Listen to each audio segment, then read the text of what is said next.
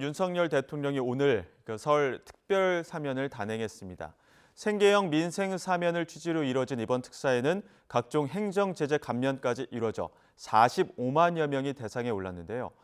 예상대로 김관진 전 국방부 장관과 김기춘 전 대통령 비서실장 등 박근혜 정부 인사들이 포함됐습니다. 자세한 내용 취재기자 연결해 알아보겠습니다. 부장원 기자. 네, 법무부입니다. 네, 설 특사 명단 자세한 내용 전해주시죠. 네, 정부가 오늘 오전 국무회의에서 설 특별사면과 복권 대상자를 확정했습니다. 윤석열 정부 들어 네 번째인 이번 특별사면 대상에는 모두 980명이 올랐습니다.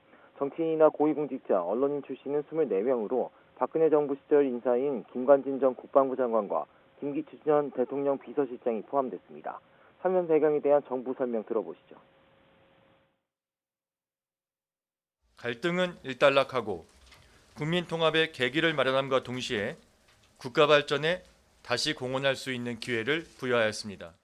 현재 대통령 직속 국방혁신위 부위원장인 김관진 전 장관은 군사이버사령부 댓글 공작 혐의로 지난해 8월 파기환송심에서 징역 2년을 선고받았고 곧바로 대법원에 재상고장을 낸 상태였습니다. 하지만 지난 1일 변호인의 만류에도 불구하고 갑자기 재상고를 포기해 형을 확정받으면서 사면 요건을 갖췄습니다. 김기춘 전 비서실장도 문학의 블랙리스트 사건으로 지난달 파기환송심에서 징역 2년을 선고받았는데요. 선고 직후 직접 상고 의사를 피력했는데 기한 안에 재상고장을 내지 않으면서 형이 확정됐고 이번 사면 대상에 올랐습니다. 두 사람 모두 재상고를 포기하면서 다시 수감돼 남은 형기를 살아야 했던 만큼 미리 알지 않고는 불가능한 일이다. 사전에 사면을 약속받은 게 아니냐는 의혹이 정치권을 중심으로 제기됐습니다. 하지만 이에 대해 법무부 관계자는 사면에 대한 교감이나 약속은 있을 수 없다고 반박했습니다. 외부 위원들로 구성된 사면심사위원회의 심의 결과가 어떻게 나올지 모르는 상황에서 사면을 약속받는 건 상상하기 어렵다는 주장인데 논란이 적지 않을 거로 보입니다. 네, 이 밖에도 정부가 경제인과 중소기업인, 소상공인도 사면하고 생계형 근로자에 대한 행정제재 특별 감면도 진행했죠.